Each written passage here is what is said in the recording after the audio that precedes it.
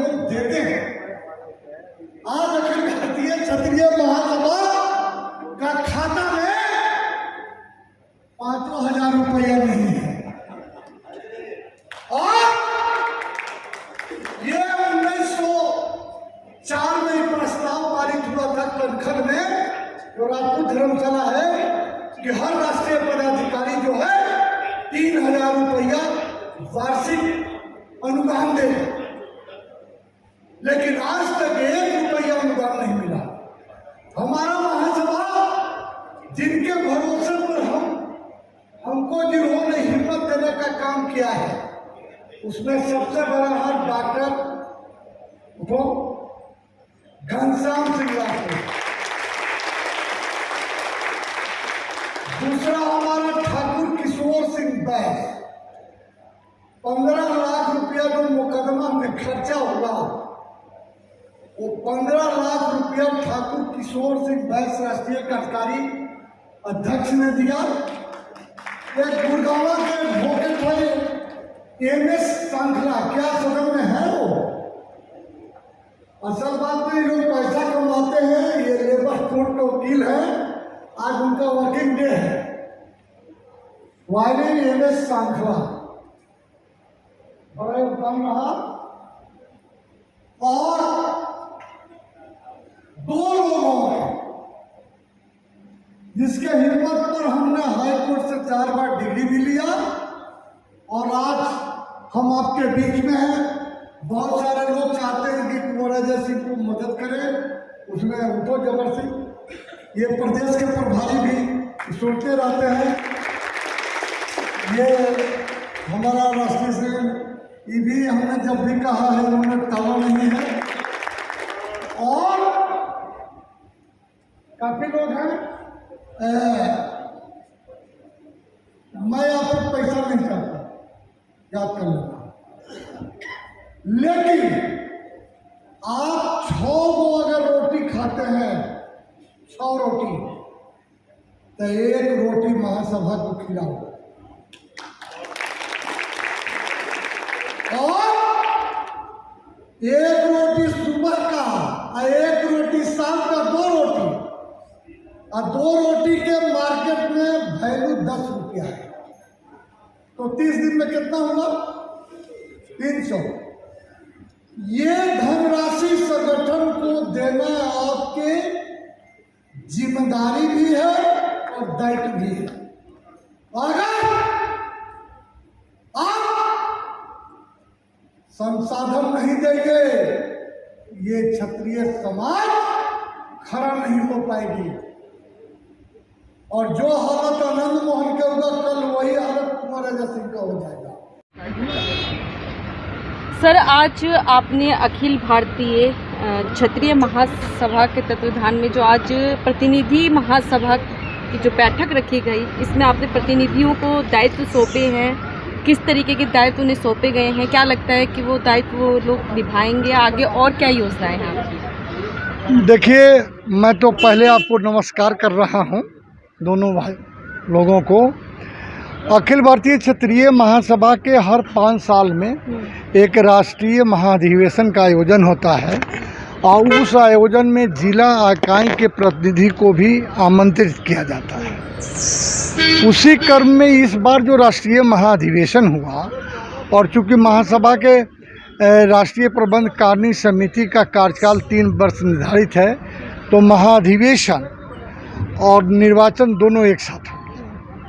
और इस महाधिवेशन में पूरे देश के 23 प्रांत के हमारे प्रतिनिधि आए हैं, और अखिल भारतीय क्षत्रिय महासभा के 6,000 जो जातियां हैं, उसका ध्रुवीकरण हम करना चाहते हैं।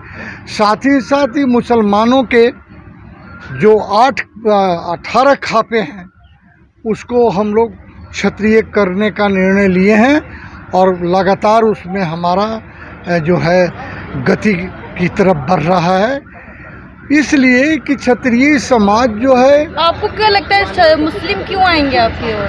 नहीं, मुस्लिम तो हमारे भाई हैं। खून जो है वो धर्म बदलने से खून नहीं बदलता है। अगर आप गधा को घोड़ा नहीं बना सकते हैं।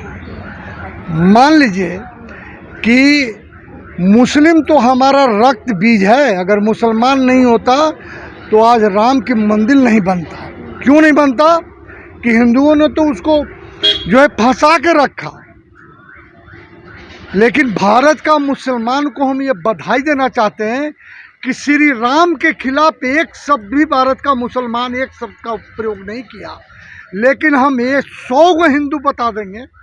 जैसे उप मुख्यमंत्री था दिनेश शर्मा, राम के अस्तित्व पर सिर्फ हिंदू ही प्रश्न उठा रहे हैं। ये हम मुसलमानों के बधाई, क्योंकि मुसलमानों को ये बात मालूम है कि हमारे पूर्वज राम थे और वो रहेंगे।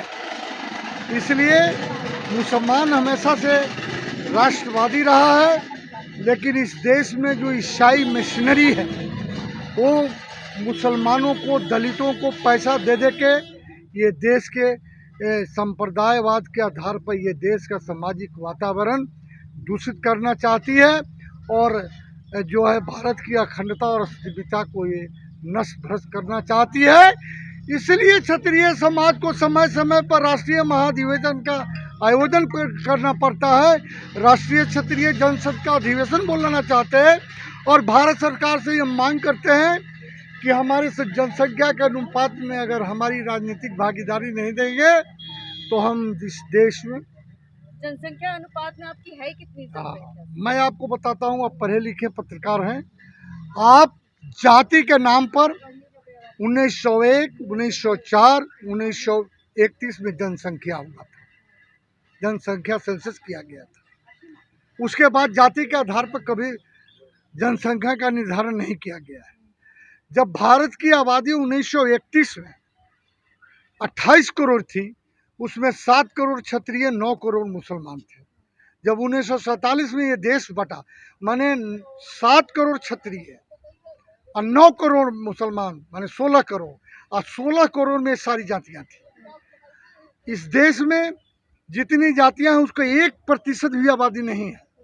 लेकिन आज भारत में आप उस सेंसस को उठाइए, या मैं भारत सरकार को चुनौती देना चाहता हूं कि 2011 में तुमने सेंसस जो कराया उसका तुम डाटा क्यों नहीं निकाले? उसमें 65% जो है उस जनसंख्या क्षत्रियों की बताई गई है 2011। आपने अपने वक्तव्यों में ये कहा कि आप मुस्लिमों को अपने क्षत्रिय उसमें जोड़ना चाह रहे हैं। 18 खाते हैं। ठीक है, आपने बोला, लेकिन एक तरफ आप कह रहे हैं कि वो आएंगे क्योंकि आपके वो खून है। हाँ, इस तरीके से बात कही है आपने, लेकिन वो क्यों आना चाहिए? एक तरफ आप लोग अखंड भारत की बात कर रहे हैं कि हिंदू राष्ट्र की बात कर रहे हैं और एक तरफ उनको अपने और खींच रहे हैं। ये क्या मतलब है? यानी कि मैं क्लियर कर देना चाहता हूँ। हिंदू न हिंदी की भाषा है, न संस्कृत की है, न फारसी की है, न देवनागरी है। हिंदू कहीं कुछ नहीं है। ये अंग्रेज़ों की एक साजिश थी कि हिंदू बिल एक्ट लेके और भारत के जो प्रभावी जो वर्ग के लोग हैं, वर्ग के लोग हैं, उसको किसी तरीके से विभाजित कर दो, विशेषाधिकार दो, ये अपने में कटे मरे। देखो देखिए, उन लोगों के लिए क्या कहना चाहोगे जो नेता और पार्टियां युवाओं को हिंदू मुस्लिम की लड़ाई में झोंक रहे हैं? देखिए, मैं निसंदेह इस संकल्प के साथ कहना चाहता हूँ कि ना ये जाए हिंदू का चलेगा और न मुसलमान के चलेगा, न ईसाई के चलेगा। ये सब संप्रदायवाद का एक गैंग है जो हमारे सामाजिक ताने बाने को, राष्ट्र के गरिमा को ये ठेस पहुंचा रहा है। इसके खिलाफ क्षत्रिय समाज एकजुट हो रहा है पूरे देश में और हम उसका जवाब देने के लिए तैयार हैं। युवाओं को आपकी तरफ से कोई संदेश? नहीं, हमारे यूथ जो आज, जब हम रोजगार के क्षेत्र का जब सांख्यिकी मूल्यांकन करते हैं तो जो हमारा पब्लिक सेक्टर में जो रोजगार था, जैसे रेलवे में 24 लाख था, आज वो 9 लाख में आ गया। बैंक में 22 लाख था, आज वो 13 लाख में आ गया। तो हमारे सार्वजनिक क्षेत्रों में रोजगार के अवसर बिल्कुल ख़त्म किया जा रहा है। और जिस दिन ये रोजगार अपने अधिकारों के लेकर सड़क पर उतरेगी, आवाज़ लगाएगी, उस दिन कोई नेता नहीं दिखाई देगा, न कुछ होने वाला है। सर, मेरा एक क्वेश्चन आपसे ये हाँ? है कि आज भी क्षत्रिय समाज क्षत्रियता होने की बात तो करता है, लेकिन क्या ये क्षत्रियता की निशानी है कि एक दलित समाज का व्यक्ति अगर घोड़ी पे चढ़ता है तो उसे मार दिया जाता है, मूंछ रखता है तो उसे मार दिया जाता है, पगड़ी पहनता है तो उसे जान से मार दिया जाता है? नहीं, अब इसका जवाब हम देना चाहते हैं। हमारा क्षत्रिय युवक संघ का राजस्थान में सम्मेलन हुआ, 12 लाख राजपूत आए और उस मंच पर दलितों को बैठाया गया और क्षत्रिय युवक संघ ने ये घोषणा कर दिया कि कोई भी व्यक्ति दलित को घोड़ी से नहीं उतारेगा और पूरे राजस्थान के दलित क्षत्रिय युवक संघ के कार्यालय में आए और हमने उसको सम्मान। देखिए, ये समाज में जो प्रदूषित लोग हैं, जो दूषित लोग हैं, ये पैसे के बल पर ये जो है समाज को तोड़ने का काम कर रहे हैं, जिसको जो है सरकार का ये दायित्व बनता है, जिम्मेदारी बनती है कि राष्ट्र की अस्मिता और अखंडता की रक्षा करे और समाज की रक्षा करे।